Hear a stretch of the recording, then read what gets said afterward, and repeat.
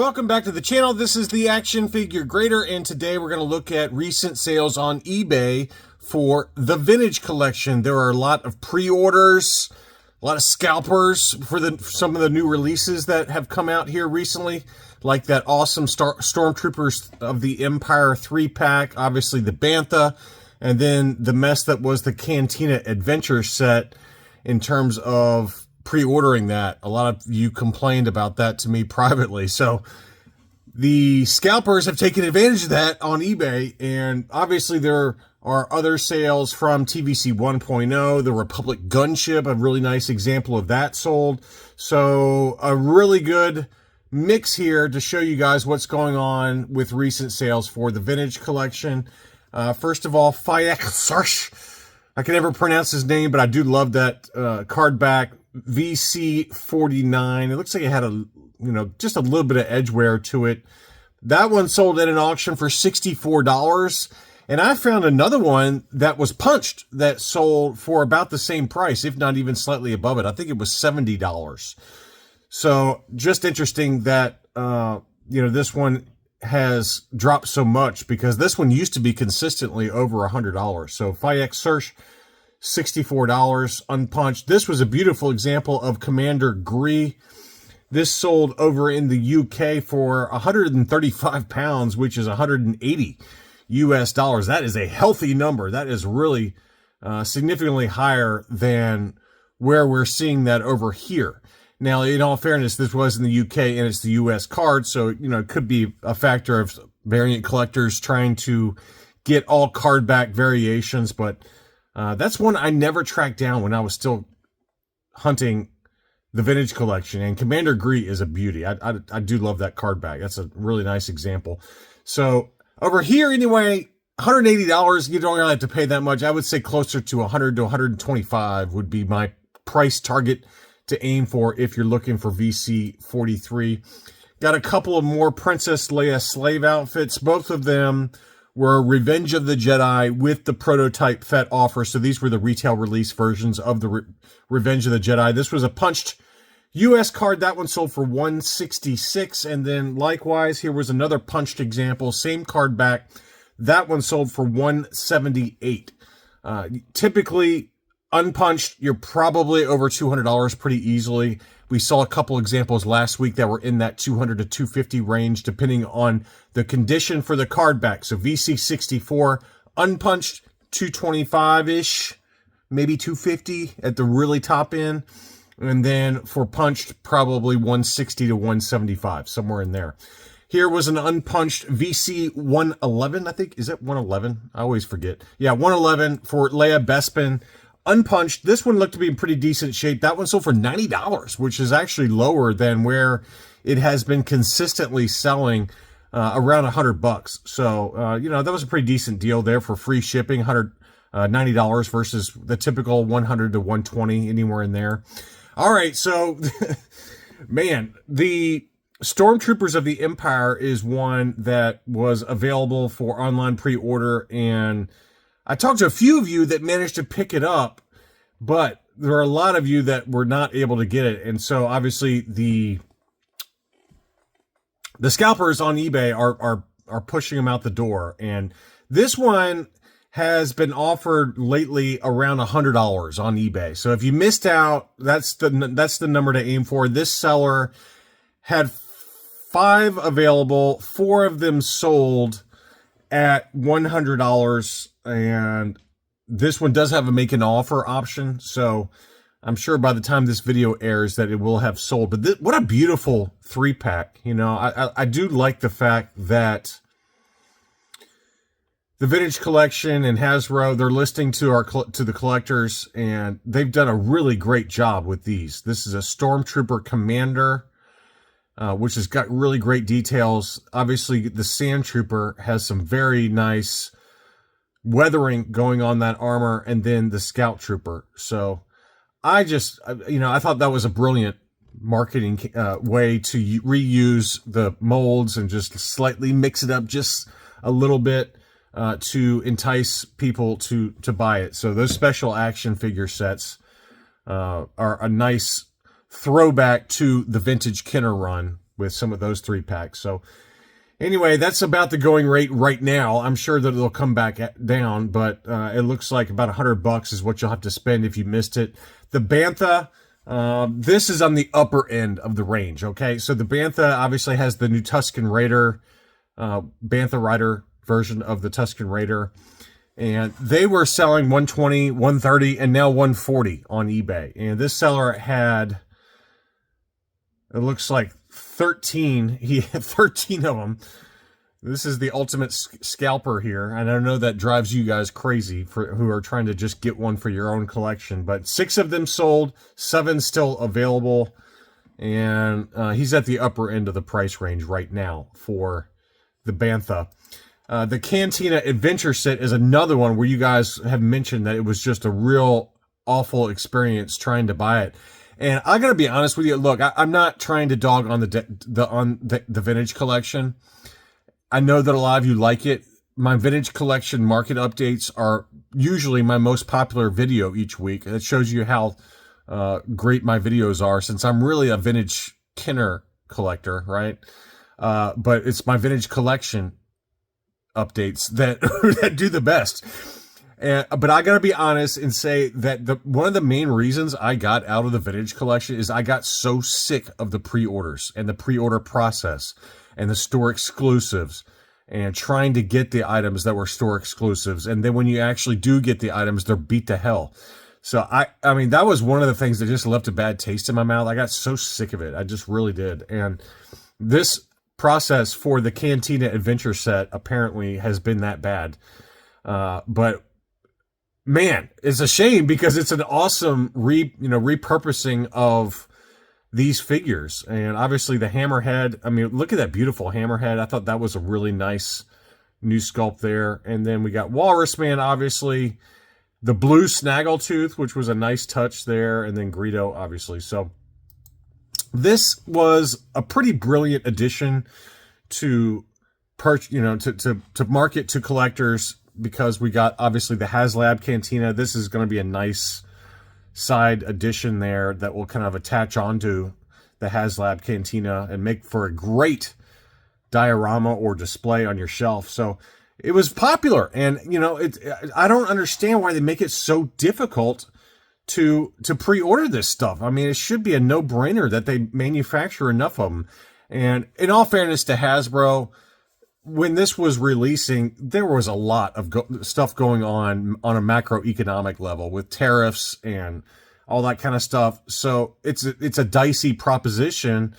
You don't want to overproduce it and then have it sit, because the prices, they're kind of in limbo right now with, and they have to pre-order all this stuff and, offer it at pre-order, manufacture it at all, while there's all this tariff stuff going on a macroeconomic level. So it's, I do feel for Hasbro here. They use mainly Vietnam, but I'm sure they use some China.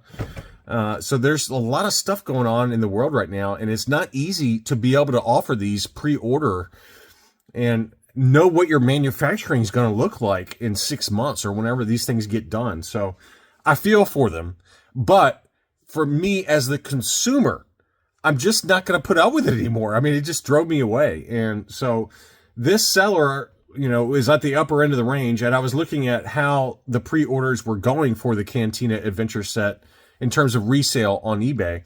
And it was like 110, 120, 130, now 140. This seller had 19 of them. So this is the perfect example of a scalper taking advantage of the fact that they were able to get a lot of them. And they were listed at 140 plus $11 shipping.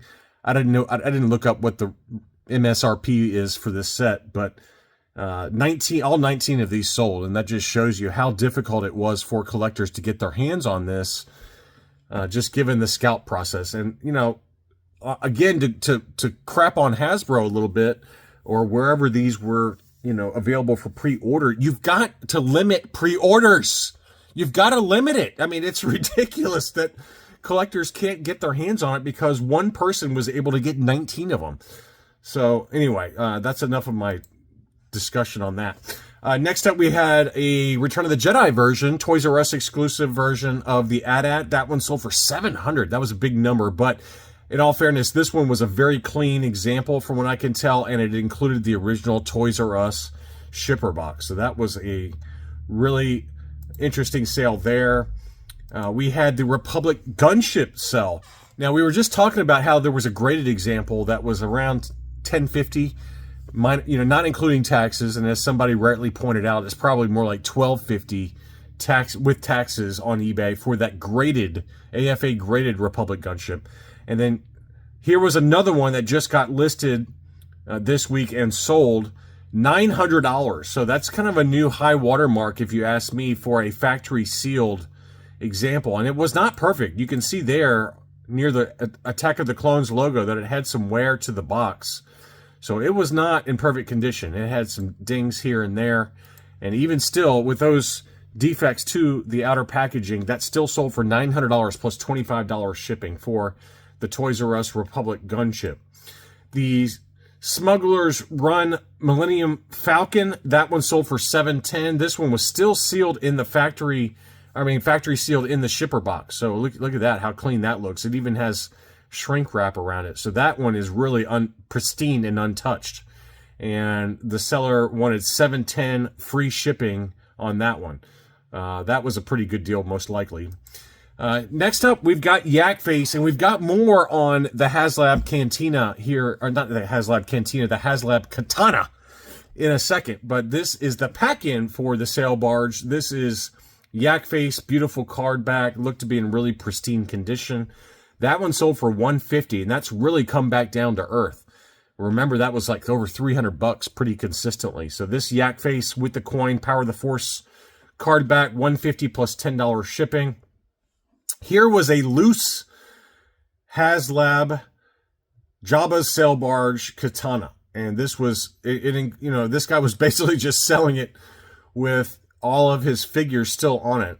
It's kind of sad, but it probably means that this seller needed some money, just given that he was like displaying it and decided to sell it with the skiff, the Tatooine skiff, and then all the other figures that were included there. So that one sold for $1030 on 18 bids plus $284 shipping. So that was basically $1,300 plus taxes, probably looking at $1,400 to $1,500 after eBay taxes, state sales tax and the shipping charge for the Katana. And the photos were not great. I thought probably honestly held the price back more than what it really should have sold for. So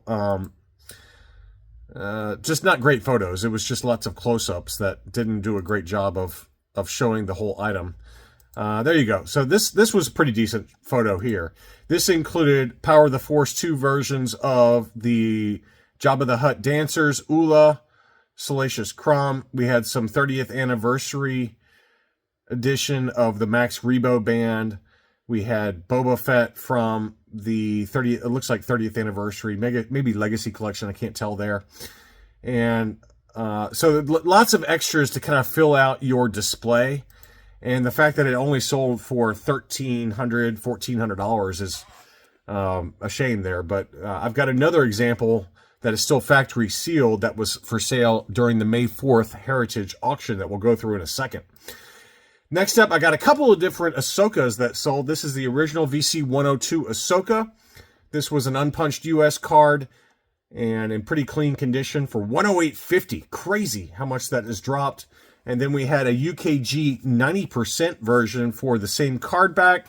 That one was over in the UK, obviously, and it was 90, 95, 95 were the sub-scores on that one. That one sold for 160 pounds, which is $213. It's just crazy how much that one has dropped since the reissue.